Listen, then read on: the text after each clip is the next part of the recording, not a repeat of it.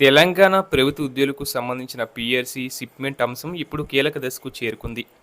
ప్రస్తుతం వస్తున్న లెక్కలు, చర్చలు చూస్తుంటే నిజంగా ఎంత జీతం పెరుగుతుంది అన్న సందేహం ఉద్యోగుల్లో పెరుగుతుంది.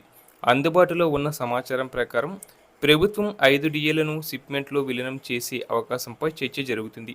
అయితే 5 డీఏలను కలిపిన మొత్తం శాతం సుమారు 9.5 62% మాత్రమే ఉంటుందని అంచనా వేస్తున్నారు. ఇది లెక్కల్లో ఎలా పనిచేస్తుందంటే ఇప్పటి బేసిక్ పే మీద ఈ ఐ ఈ 9.5 62% కలిపి కొత్త బేసిక్‌ను నిర్ణయిస్తారు. ఉదాహరణకు ఒక ఉద్యోగి బేసిక్ పే రూ. 30,000 ఉందనుకుంటే ఈ విలీనంతో అది సుమారు 32,800 నుంచి 32,900 మధ్యకు పెరుగుతుంది. కానీ ఇక్కడ గుర్తుంచుకోవాల్సిన విషయం ఏంటంటే ఈ పెరుగుదల పూర్తిగా కొత్త లాభం కాదు. ఎందుకంటే ఈ శాతం ఇప్పటికే డిఏ రూపంలో జీతంలో భాగంగా ఉంది. ఇప్పుడు దాన్ని బేసిక్‌లో విలీనం చేయడం వల్ల కేవలం లెక్కల్లో మార్పు మాత్రమే కనిపిస్తుంది. అలాగే అసలు లాభం షిప్‌మెంట్ శాతంపై ఆధారపడి ఉంటుంది. ఉద్యోగులు కనీసం 20% లేదా అంతకంటే ఎక్కువ షిప్‌మెంట్ ఆశిస్తున్నప్పటికీ ముందుగా ఈ డీఏలను విలీనం చేస్తే ప్రభుత్వం ఇచ్చే షిప్‌మెంట్ శాతం తగ్గే అవకాశం ఉందని ప్రస్తుత లెక్కలు సూచిస్తున్నాయి. దీంతో మొత్తంగా చూసినప్పుడు జీతం పెరిగినట్లు కనిపించినా చేతికి వచ్చే నిజమైన పెరుగుదల ఆశించిన స్థాయిలో ఉండకపోవచ్చు.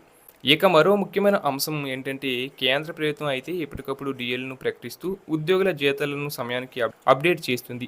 కానీ రాష్ట్ర స్థాయిలో డీఏలు ఆలస్యంగా ప్రకటించడం, వాటిని పెండింగ్లో ఉంచడం, తర్వాత ఒకేసారి విలీనం చేయడం వంటి పరిస్థితులు ఏర్పడుతున్నాయి. ఈ విధానం వల్లే పీఆర్సీ ప్రక్రియ ఆలస్యం కావడం మాత్రమే కాకుండా ఉద్యోగులకు రావాల్సిన లాభాలు కూడా తగ్గే అవకాశం ఉందని భావిస్తున్నారు. ఈ నేపథ్యంలో ఉద్యోగుల్లో ఆందోళన పెరుగుతుంది. ముఖ్యంగా ఒకేసారి ఈ 5 డీఏలను విలీనం చేయడం వల్ల షిప్‌మెంట్ శాతం తగ్గి మొత్తం మీద తీవ్రంగా నష్టపోయే పరిస్థితి రావచ్చని ఉద్యోగ సంఘాలు అభిప్రాయం వ్యక్తం చేస్తున్నాయి. అందుకే వారు ప్రభుత్వం పాత పద్ధతిని కొనసాగించాలని, అంటే డీఏలను విడివిడిగా విడుదల చేస్తూ వాటిని వేరుగా ఉంచి కొత్త పీఆర్సీని ప్రకటించాలని కోరుచున్నారు.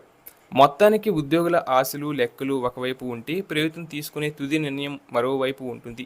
అయితే ప్రస్తుతం ఉన్న పరిస్థితులను బట్టి చూస్తే 5 డీఏల విలీనం ఉద్యోగులకు పూర్తి స్థాయిలో లాభం కంటే నష్టమే ఎక్కువగా ఉండే అవకాశం ఉందని ఉద్యోగ సంఘాలు స్పష్టం చేస్తున్నాయి.